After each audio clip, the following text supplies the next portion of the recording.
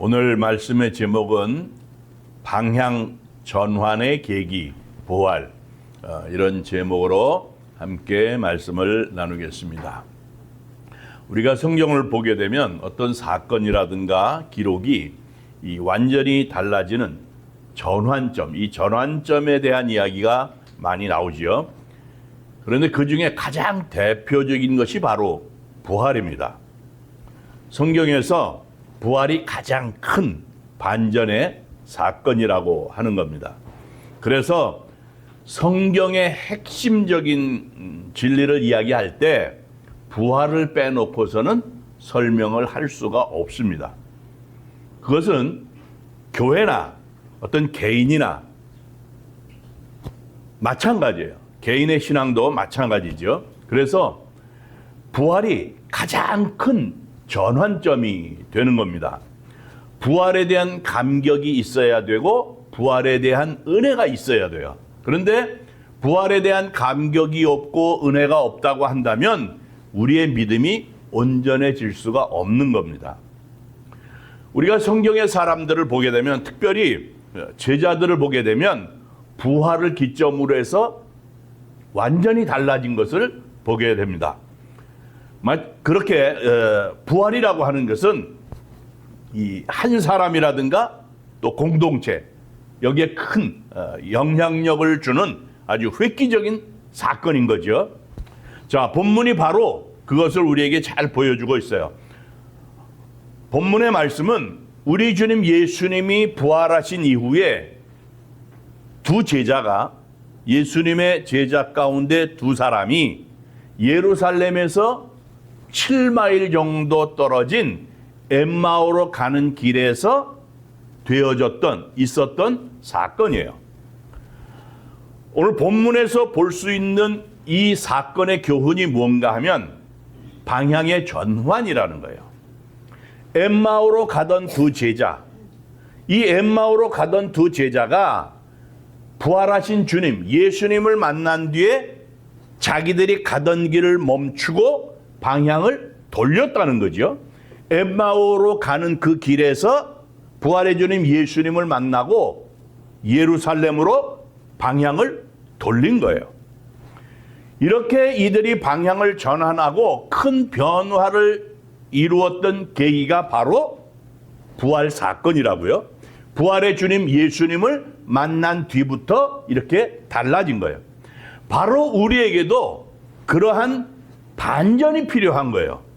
그래서 우리가 부활 주일 예배를 하나님 앞에 드림으로 인해서 우리의 삶에도 방향이 바뀌고 뭔가 달라지는 그런 계기가 있어야 되겠다라고 하는 거예요. 그러면 이들의 방향 전환이 과연 어떠한 의미가 있느냐 하는 건데, 첫 번째는 이거예요. 절망에서 소망이라는 거예요.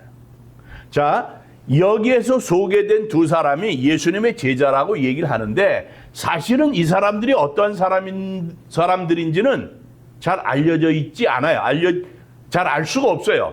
그런데 18절 말씀을 보니까 한 사람의 이름은 글로바라고 그렇게 얘기를 하고 있어요. 그런데 이 글로바라고 하는 사람이 예수님의 12제자 가운데 속해 있던 사람은 아니에요.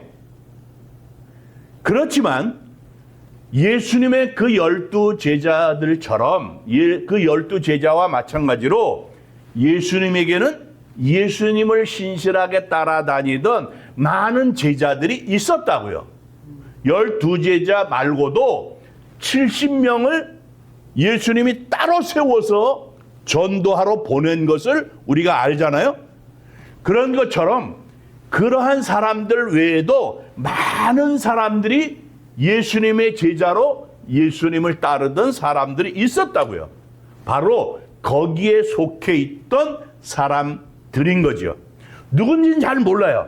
그렇지만 이 사람들이 엠마오로 갈 때의 심정이 너무도 잘 나타나 있는데, 오늘 본문의 앞부분인 17절 말씀을 보면 그들이 슬픈 빛을 띠고 있었다는 거예요. 그러니까 바로 이것이 엠마오로 가던 이 두 제자들의 모습인 거예요. 당시 사람들의 예수님을 따르던 사람들의 대표적인 모습이라고도 얘기할 수 있는 거예요. 슬픈 빛을 띠고 예루살렘에서 엠마오로 가고 있는 거예요. 사실 이 사람들은 예수님에 대한 기대를 가지고 있었던 사람들이라고요. 그런데 예수님이 그만 십자가에 달려서 돌아가시잖아요. 이렇게 되니까 이 사람들이 소망이 다 사라진 것으로 여겼단 말이에요. 모든 것이 다 끝났다, 이렇게 판단을 한 거예요. 그래서 쓸쓸히 고향으로 돌아가고 있는 거죠. 고개를 숙이고 맥이 완전히 빠져버렸어요. 주눅이 들고 괴롭고 답답하고 지치고 슬퍼하는 모습이라고요. 지금 이 사람들이 길을 가고 있지만 아마도 한 걸음 한 걸음 내딛는 그 발걸음이 정말 힘들었을 거라고요. 그런데 그러한 그들에게 부활의 주님 예수님이 찾아오셔서 힘과 용기를 주신 거예요. 주님이 십자가에 달려 죽으셨다가 다시 살아나셔서 그 제자들에게 알려주신 거예요. 그러자 이들이 엠마오로 내려가던 이 두 제자가 힘을 얻은 거예요. 그래서 예루살렘으로 다시 돌아가게 된 겁니다. 절망에서 소망으로, 낙심에서 용기로, 난관에서 해결로, 답답함에서 뭔가 뻥 뚫어지는 그러한 것으로, 그야말로 이제는 고난에서 영광으로 환한 은혜와 빛을 보게 된 거라고요. 자, 부활의 주님과 함께 이러한 은혜와 축복이 우리에게도 임해야 될 줄로 믿습니다. 오늘 예배 자리에 오신 우리 모두 이런 은혜와 축복이 임해야 되는 거예요. 그런데 사실 우리가 세상을 살면서 우리 가운데 고통이 있고요, 어려움에 부딪힌 그런 삶을 사는 경우가 상당히 많잖아요. 아니, 어쩌면 우리 모두가 지금 우리가 사는 생활이 그럴 거예요. 마치 절망과 같은 그러한 상황일 수도 있다고요. 세계적으로 그렇고 국가적으로 그렇고 개인적으로 그렇고 소망이 없어 보여요. 아무리 가도 긴 터널이 그 끝이 보여야 될 텐데 터널의 끝이 보이지 않는 것 같아요. 그래서 한숨이 그치지 않는, 걱정이 사라지지 않는 그러한 모습으로 살아가는 사람들이 얼마나 많이 있는지 몰라요. 산을 넘었더니 또 산이고요, 골짜기를 지났는데 또 계곡인 거예요. 도대체 언제 평지가 올지를 몰라서 답답하고 힘이 든 그러한 삶을 살아가는 사람들이 너무도 많은 거예요. 언젠가 이 풍랑이 지나야 될 텐데, 그리고 평온한 항해를 해야 될 텐데 그렇지 못한 삶을 사는 사람들이 너무나도 많이 있단 말이에요. 옛날에 예수님 시대에 그 1세기를 살던 성도들의 삶이 그랬어요. 그들에게 환난이 그치지 않았어요. 로마의 압제 속에서 식민지로 살아가면서 살기가 너무나도 힘이 들었어요. 모든 것이 절망이고 고통이었다고요. 그런데 그러한 성도들을 위해서 사도 바울이 위로하고 있는 말씀이 있는데, 로마서 15장 13절의 말씀이에요. 소망의 하나님이 모든 기쁨과 평강을 믿음 안에서 너희에게 충만하게 하사 성령의 능력으로 소망이 넘치게 하시기를 원하노라 그랬다고요. 하나님은 소망의 하나님이에요. 그래서 주님이 부활하신 거예요. 이제 절망에서 소망으로 바뀌는 역사가 있을 줄로 믿습니다. 고난에서 영광으로 우리의 삶이 달라질 줄로 믿습니다. 부활이 그 계기가 될 줄로 믿습니다. 두 번째로, 엠마오로 가던 두 제자의 방향 전환의 그 의미가 뭔가 하면 오해에서 이해로 바뀌는 거예요. 자, 엠마오에서 예루살렘으로 이 사람들이 방향을 전환했잖아요. 엠마오로 가다가 예루살렘으로 완전히 방향을 틀었어요. 그 이유가 뭔가 하면 이들이 가지고 있었던 오해가 풀려졌다고요. 그래서 그런 거예요. 자, 이 사람들이 지금까지 예수님을 믿고 따라왔잖아요. 그런데 사실은요, 오해하고 있었다고요. 다른 제자들도 마찬가지였어요. 그들이 예수님을 어떻게 생각을 했는가 하면 정치적인 메시아로 생각을 했던 거예요. 이제 예수님이 우리 유대 나라를, 이 땅을 로마의 압제에서 해방해 주실 것이다 라고 하는 정치적인 메시아로 오해를 하고 있었던 거예요. 그래서 21절 말씀을 보면 그것을 잘 보여주는데 그들이 어떻게 얘기를 했는가 하면 우리는 이 사람이 이스라엘을 속량할 자라고 바람노라 그랬다고요. 우리는 이 사람이 이스라엘을 구속할 자다. 이스라엘을 해방시켜 주실 분이라고 그렇게 바라고 믿고 따랐다. 그런 얘기를 하는 거예요. 하나님의 뜻을 잘 몰랐던 거예요. 성경도 하나님도 오해하고 있었던 거예요. 바로 이것이 엠마오로 가게 만든 원인이 됐던 거예요. 이런 오해와 무지함으로 가득 찬 이들에게 주님이 책망하시고 지적하시면서 하시는 말씀이 25절부터 27절까지의 말씀이에요. 미련하고 선지자들이 말한 모든 것을 마음에 더디 믿는 자들이여, 그리스도가 이런 고난을 받고 자기의 영광에 들어가야 할 것이 아니냐 하시고, 이에 모세와 모든 선지자의 글로 시작하여 모든 성경에 쓴 바 자기에 관한 것을 자세히 설명하시니라, 이렇게 말씀을 하셨다고요. 그 주님의 말씀을 듣고, 예수님의 말씀을 듣고 엠마오로 내려가던 이들의 오해가 풀렸어요. 주님의 말씀이 이제는 이해가 되는 거예요. 그래서 이들이 자기들의 어리석음을 뉘우치고 깨닫는 거예요. 그리고 회개하고 가던 길을 멈추고 돌아서서 예루살렘으로 올라가는 거예요. 그들이 돌아간 것은 오해가 풀린 거예요. 이제 모든 것을 바로 알게 된 거예요. 이해가 됐다라고 하는 그런 의미라고요. 자, 우리가 살면서 가끔 때때로 다른 사람을 오해할 때가 있잖아요. 내가 다른 사람을 오해할 때도 있고 다른 사람이 나를 오해할 때도 있고, 이렇게 오해를 하다 보면 좋지 않은 결과가 나타나는 것을 보게 돼요. 오해라고 하는 것이 왜 그런가 하면 이해가 부족해서 그런 거예요. 이해가 부족하잖아요? 그럼 오해가 생기게 돼 있어요. 그래서 이런 얘기가 있어요. 5 빼기 3은 2. 이것을 어떻게 생각을 하는가 하면 이렇게 푸는 거예요. 어떤 오해도 3번 생각하면 이해가 된다. 이렇게 생각을 하는 거예요.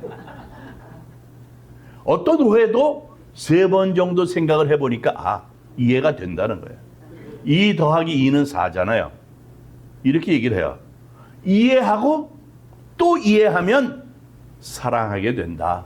이런 거예요. 인간관계 모든 게 오해에서 비롯되는 경우가 상당히 많잖아요. 이해하고 또 이해를 하다 보면 사랑하게 된다고요. 그런데 이해가 없어요. 오해하게 되면 결국 관계가 어려워지잖아요. 신앙에 있어도 마찬가지인 거예요.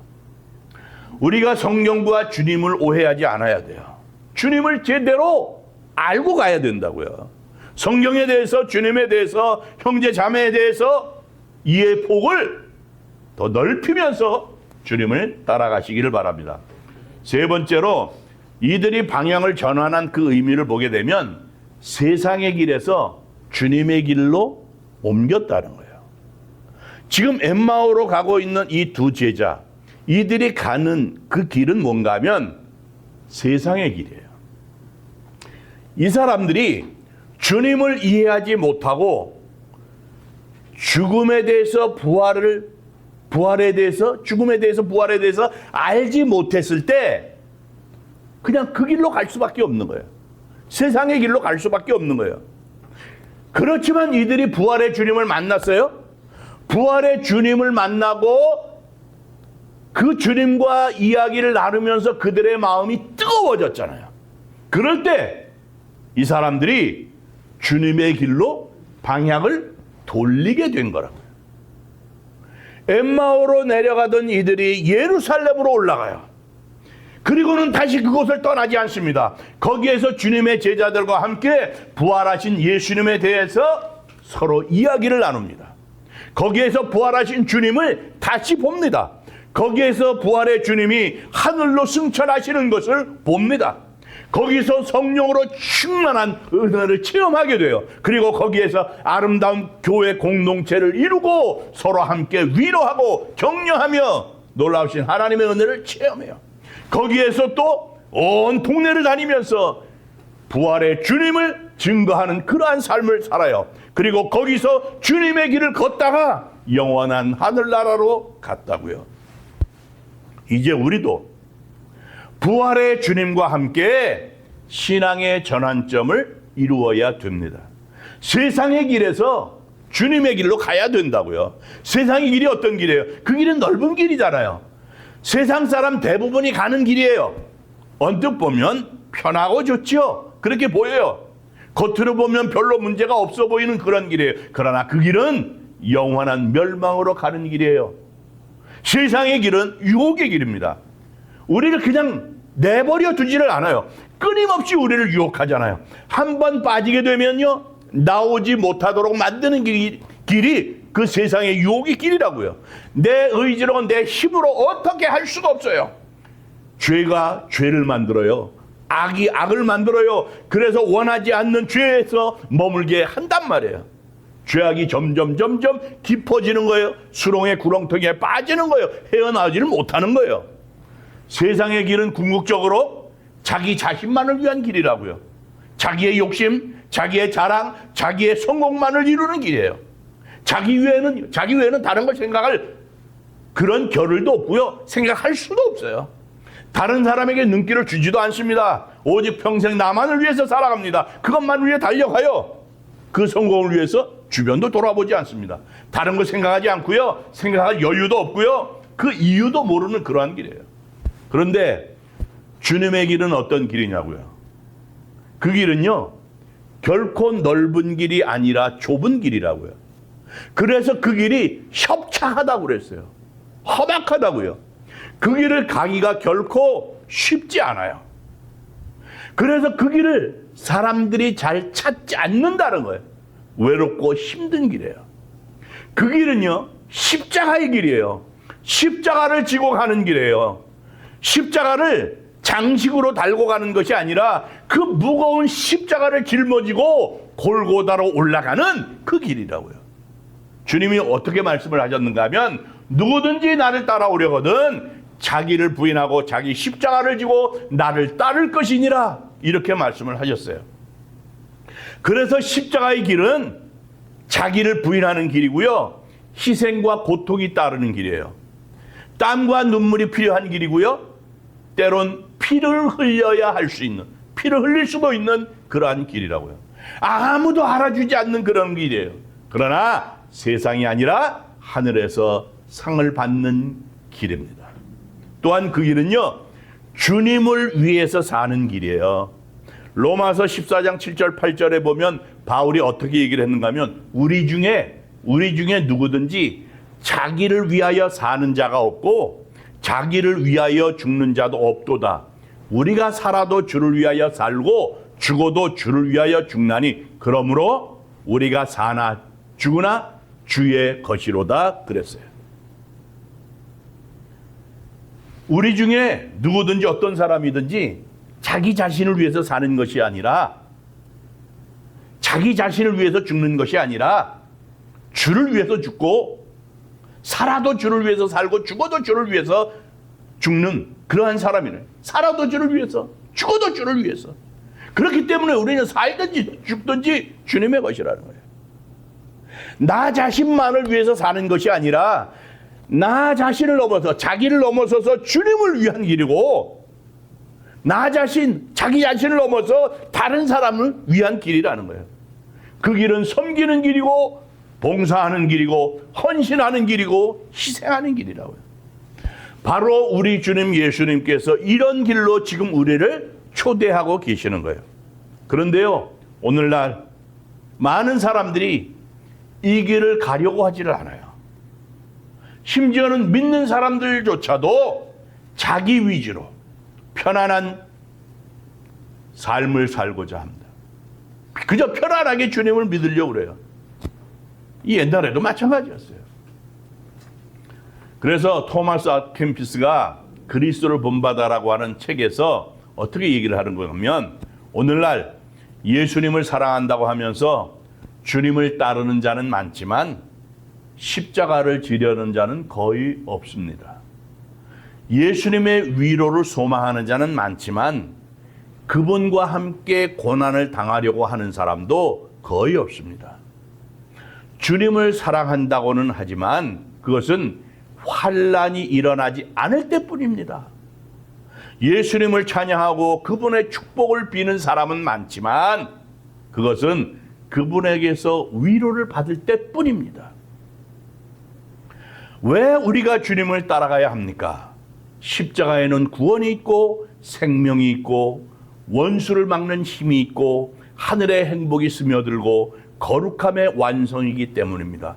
그러므로 그대는 자기의 십자가를 지고 주님을 따라야 합니다.